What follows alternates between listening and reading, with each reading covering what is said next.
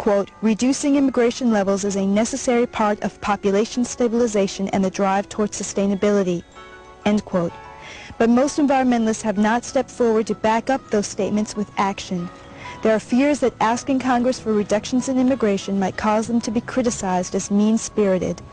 That's why so many environmentalists across the country have pooled resources to distribute this tape. The presentation by Roy Beck that you're about to see is the most dramatic demonstration of the implications of continued population increase and the contribution made to that increase by our huge immigration rate.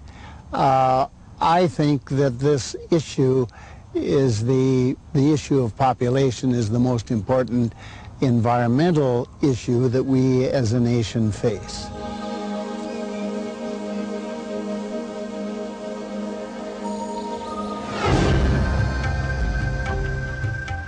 The key factor in this immigration issue is the numbers. The fact that Americans are concerned about immigration today is not because Americans have suddenly become more mean-spirited or that they've even changed that much. What's changed is the numbers of immigrants. Now listen to these numbers. In the 40 years prior to 1965, we had an average of 178,000 immigrants per year. Now I call that the golden era of immigration because I can find no time in history when immigrants were so welcomed, when they assimilated so quickly, or when they did so well. Because we had lower immigration, we had a tighter labor market, which means that we had the pressure on more capital investment, we had pressure for higher productivity and higher wages. And because of that, we became a middle-class society during that golden era of immigration. And what's really wonderful about the golden era of immigration is that it's the only time in American history that there was a sustained, significant increase in the income of black Americans, and that increase was even faster than the increase for white Americans. Tight labor markets, the best friend that any worker ever had. But in 1965, Congress changed the immigration law and inadvertently sent the numbers skyrocketing. Between 1965 and 1989, we averaged more than 500,000 immigrants a year. Nearly every aspect of American society has changed because of that rapid increase. The polls show us that between 70 and 80% of Americans say immigration ought to be cut.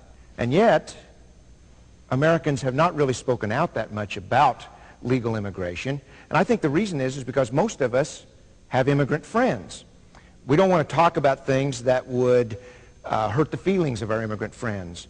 And we certainly would not want to say anything or do anything that would bring hostility toward the foreign-born among us. The polls show that Americans believe that immigrants are hardworking, family-loving people. They like immigrants.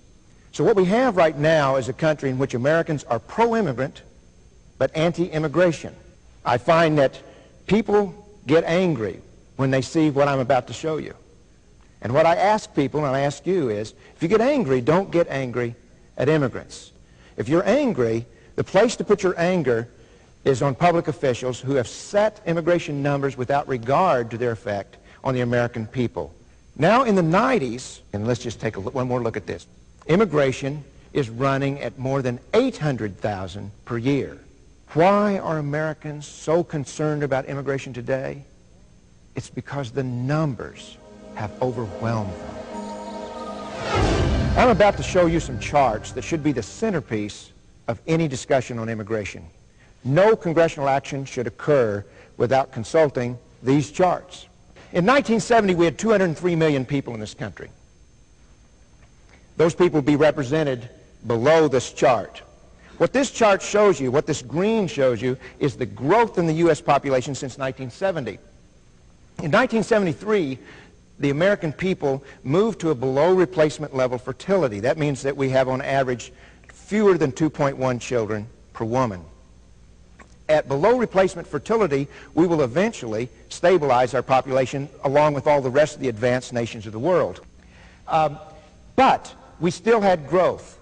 This is the growth of births over deaths. And the reason is that the baby boomers, and I'm at the first of that bulge, we had to move through our childbearing years. So even though we had small families, there were so many of us that we kept growing.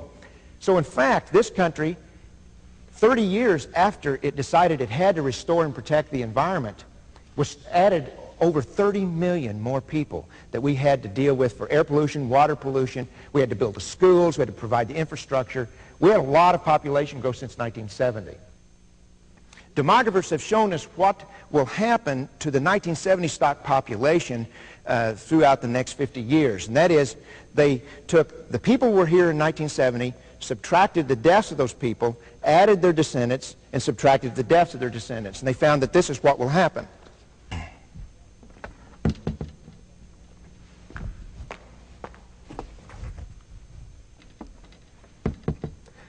Now, as you can see, the population by right now is very slowly growing, and in the next 5 years it's going to stop growing. It'll grow a little bit more with the baby boom echo, and then it reaches a peak of 247 million in the year 2030.